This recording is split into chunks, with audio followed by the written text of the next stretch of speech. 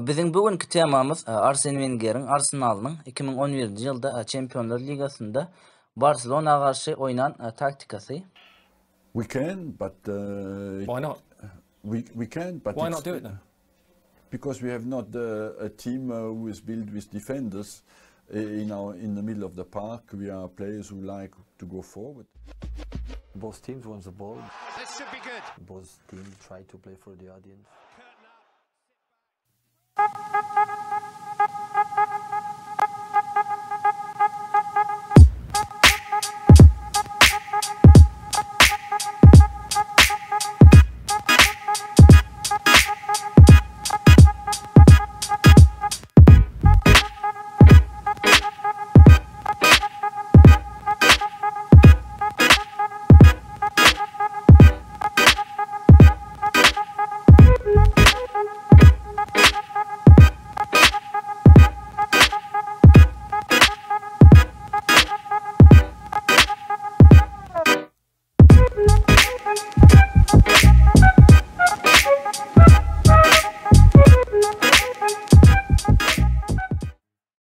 Biz bugün size bu taktikani PES 2019'un 20 pejinde görkezmeyi istedik.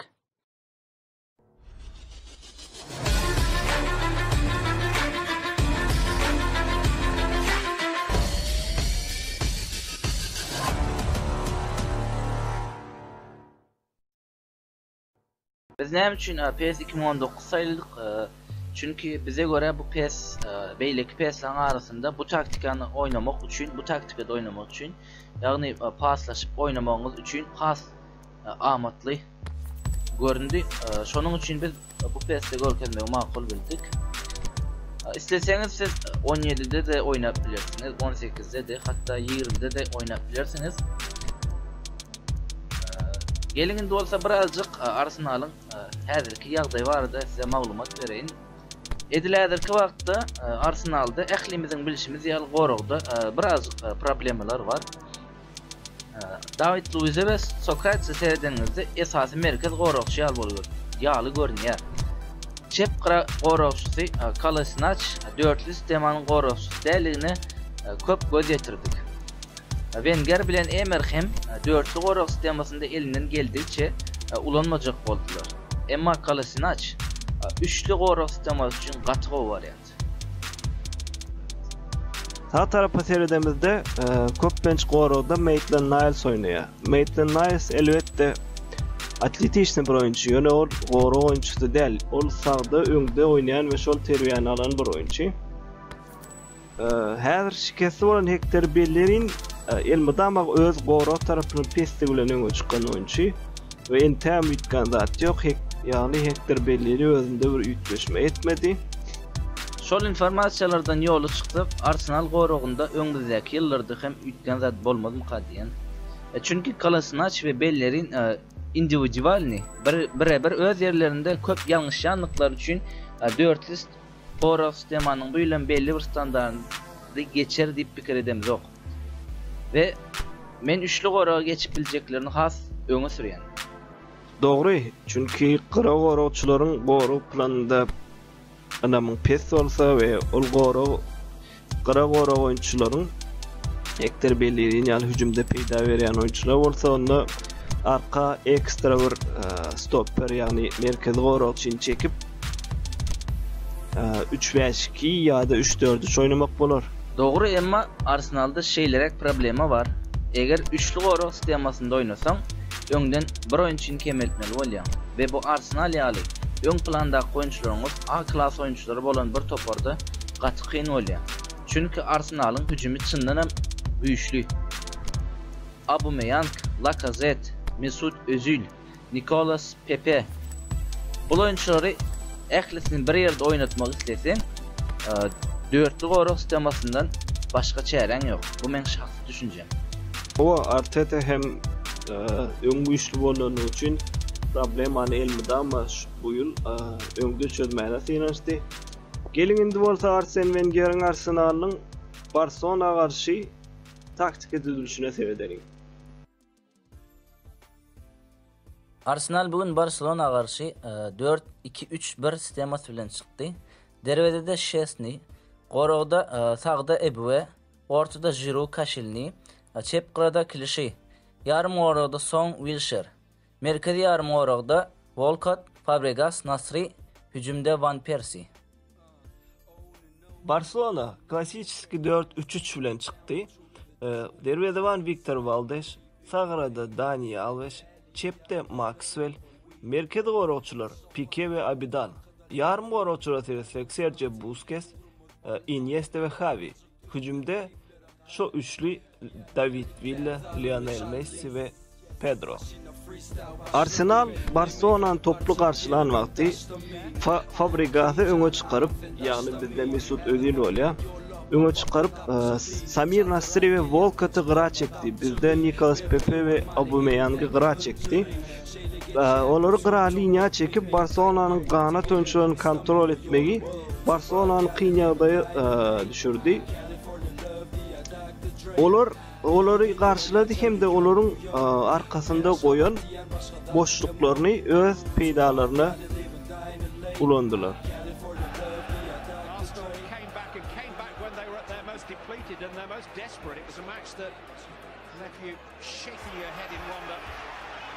Will we get another show? First chance for Walcott to run at the Barcelona defence, and he can run, and he's played Van Persie in when he had Nasri free to his left. Great run, Clive. Brilliant run from Theo Walcott. That's exactly what he's got to do. Gets the ball in a bit of space, run and get your head down, take him on. But look at Samir Nasri, top of the screen. That's the way to go. Van Persie, that's close. He may not have even been offside. It was slightly over here. Perfect. Videoda görüşünüz yani Arsenal Barcelona'ya karşı meydançanın ortasını has kompakt tutmağı Barcelona'nı uzun top oynamağına mecbur etti. Ve bu Barcelona filosofyasında olmayan bir oyun. Ve bu onların yanlışlarına yol açtı ve futbolda flexible counter deyip geçen karşılıklı hücum bilen %100 oldular.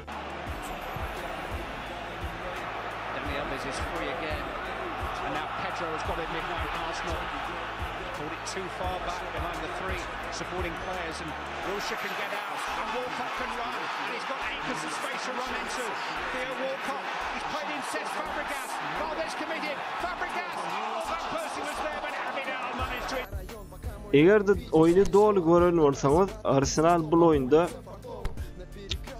wing rotation deyip geçen taktikanı kullandı. Yani wing rotation deyip kanat oyuncularının sirkül çizgisi yani karusel görünüşünde dönmeyidir. Bu bir oyuncunun toplu vakti beylek oyuncunun linya çekilmeyi ve topardaşlarının boş pozisyonlarına kaçmağına kömek eden bir taktik düzülüştür.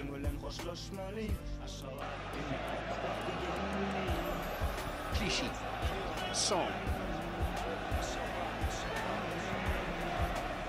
Nasri, Song, Van Persie. Ova mening yine bir bellep geçesim gelen zatlar onda kaptıldı hazır görür. Arsenal'ın tiki-takası Dine Wenger'e mahsus zattır. Çünkü onlar Dine Wenger dövründe oynadılar o taktikani. Onların tiki-takası katı tiz verin barçalı tiki-takanı oynayan ve Pique'yalı güçlü olarak için hem çaresi oydu.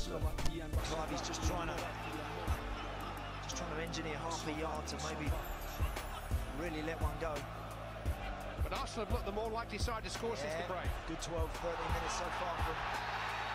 There'll be a free kick here and a yellow card for Busquets.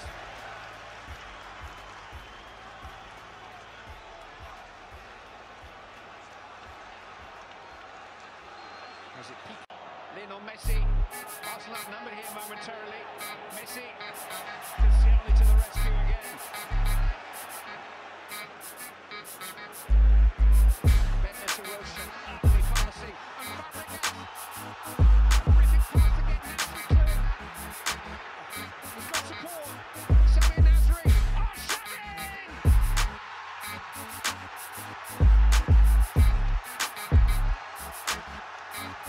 Green goal.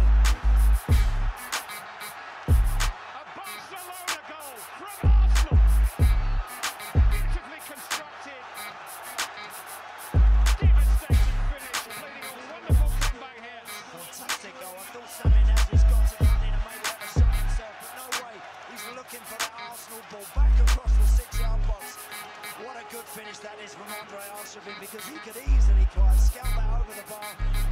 controls it, he guides it inside of the foot. Valdez going back towards the front post, doesn't see it.